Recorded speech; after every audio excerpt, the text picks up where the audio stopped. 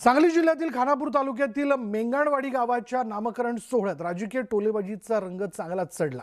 मौजे मेंगाणवाडीचं नाव बदलून मौजे शिवशिवापूर करण्यात आल्यानिमित्त कार्यक्रम आयोजित करण्यात आला होता आणि यावेळी आमदार सुहास बाबर यांनी लोकसभा निवडणुकीत गावाने आमचं न ऐकता खासदारांना साथ दिली आणि त्यामुळे आता त्यांनी गावाकडे अधिक लक्ष द्यावं असा टोला लगावला। त्यावर खासदार विशाल पाटील यांनीही प्रत्युत्तर देताना कार्यक्रमाला आलो नसतो तर खासदार गायबचे फालक लागले असते असं म्हणत प्रत्युत्तर दिलं। यासोबतच पेट्रोल आणि गॅस टंचाईवरून केंद्र सरकारवरही त्यांनी निशाणा साधला। या लोकांनी आमचं न ऐकता तुम्हाला मदत केली, त्यामुळे बाकी सगळ्याला ऐकते पण तेवढ्या एकाच निवडणुकीला माझं ऐकलं नव्हतं। त्यामुळं माझं डावलून तुम्ही या सगळ्या गावांना तुमचा जास्तीचा निधी देण्याची मदत करावी अशी तुम्हाला विनंती करतो। कामाचे व्यापार होत नाही तर एवढा सुंदर तुम्ही कार्यक्रम घेतला आणि मला आग्रहाने बोललो, मी म्हणलं चालतंय मी आलो नाही तर नाही म्हणते। मी त्याला सांगितलं मला येणं शक्य नाही, तरी सुद्धा माझा फोटो टाकला, नाव टाकलं, एक दोन कार्यकर्ते म्हटलं मोठे मोठे होल्डिंग लावलेले आहेत। आता एवढा कार्यक्रम प्रेमाने गावाने बोलवलंय, चुकलं तर चुकीचं व्हायला नको, नाही तर परत त्याच जागेवर नवीन होल्डिंग लावायचं, खासदार दाखवाने 1000 रुपये मिळवा अशी माझी अवस्था व्हायला नको।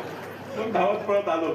आता आले म्हटलं आता पण लक्षात आलं की स्वागताच्या भाषणात सांगितलं यादी कामाची दिली, चला त्या निमित्ताने का असताना आज आम्हाला बोलवलं।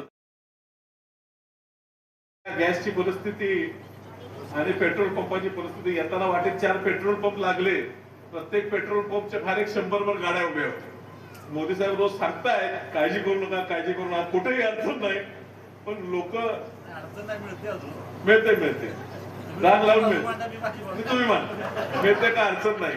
मी कालच प्रश्न विचारला, 45 दिवस भरल्याशिवाय दुसरा गॅस सिलेंडर मिळणार नाही, आता कायदा केला बदला, कारण मोठी मोठी कुटुंब आहेत, पुन्हा आमच्या माता भगिनीला चूल फुका लावू नका म्हणजे झालं। सांगली जिल्ह्यातील मेंगाणवाडी गावाच्या नामकरण सोहळ्यात खासदार विशाल पाटील यांनी आगामी निवडणुकांबाबत चिंता व्यक्त केली। 33% महिला आरक्षणामुळे पुढच्या वेळी आम्ही खासदार राहू की नाही याची खात्री नाही असं त्यांनी म्हटलंय।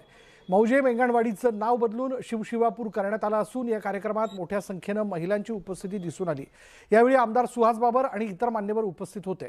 महिलांचा वाढता सहभाग हा राजकारणातील बदलाचा संकेत असल्याचंही पाटील यांनी नमूद केलं।